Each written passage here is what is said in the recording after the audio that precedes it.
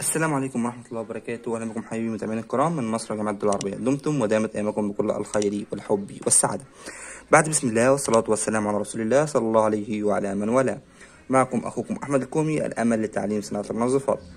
احنا النهارده حبايبي هنعمل 30 لتر مزيل دهون بطريقة سهلة جدا ومزيل دهون ممتاز كمان. وعشان حبيبي نعمل 30 لتر بكل سهولة، اول حاجه هنملى 3/4 الكميه ميه. بعد ما نملى 3/4 الكميه ميه هننزل باول حاجه معانا وهي كيلو من الصودا السائله، ولو في صودا قشور يفضل هنحط نص كيلو فقط من الصودا القشور. وطبعا هنقلب الصودا بتاعتنا كويس جدا. البعض هيقول كيلو من الصودا السائله قليل جدا، لا هقول لك ازاي انا حاطط كيلو ليه. انا دلوقتي هحط مواد تانية وهتزود معايا التكلفه شويه، ولكن هتدي جوده ممتازه جدا لمزيل الدهون. طبعا هنقلب كيلو الصودا السائله كويس جدا.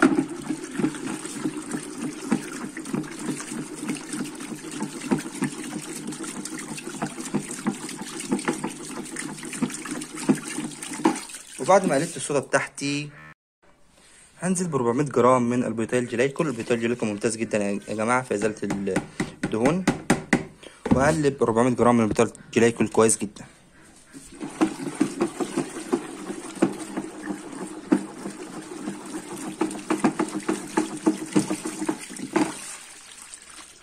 وبعد ما قلبت 400 جرام من البيتايل جلايكول هنزل وراهم ب 200 جرام من ملح الليمون. يا جماعه حط ملح الليمون مباشره على المنتج بتاعنا وهقلبه كويس جدا. ملح الليمون هيدوب معايا بكل سهوله.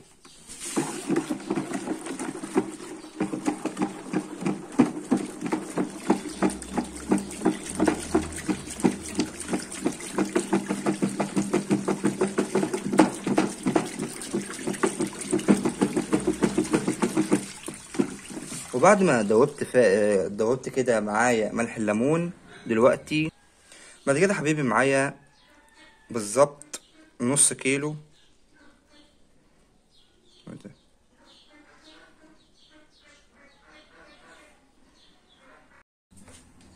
وبعد ملح الليمون حبايبي دلوقتي انا معايا بالظبط 500 جرام من فاتي الكحول. لو مفيش فاتي الكحول ممكن نستخدم سيماسول عادي، طالما المنتج كده كده مش هيلامس البشره. طبعا هنجيب ال 500 جرام من فاتي الكحول هنحط عليهم ميه دافيه من مرتين لثلاث اضعافهم ميه دافيه، وهنقلبه كويس جدا. الميه الدافيه يا جماعه مهم جدا عشان تفكلي جزيئات فاتي الكحول.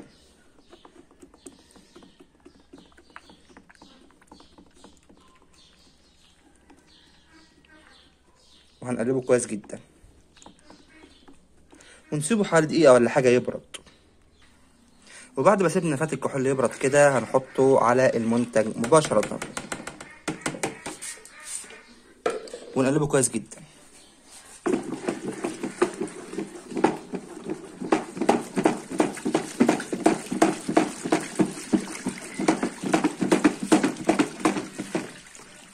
بعد كده هنكمل ميتنا للاخر ونرجع لكم تاني.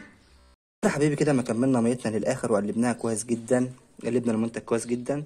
ده المنتج النهائي بتاعنا، بيكون منتج شفاف طبعا بدون لون. لو حد عاوز يحط لون مفيش ادنى مشكله، لكن يحط هنا الوان تستحمل القلويه العاليه اللي في المنتج، مش هينفع الالوان المائيه العاديه.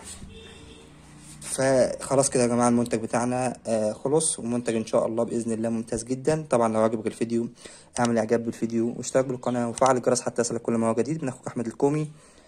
واهم حاجه دعوه حلوه من القلب، لان احنا بنعمل ده كله عشان صالح دعاكم، فما تنسوناش من صالح دعاكم. وشكرا والسلام عليكم ورحمه الله وبركاته. ما تنسوناش من دعوه حلوه.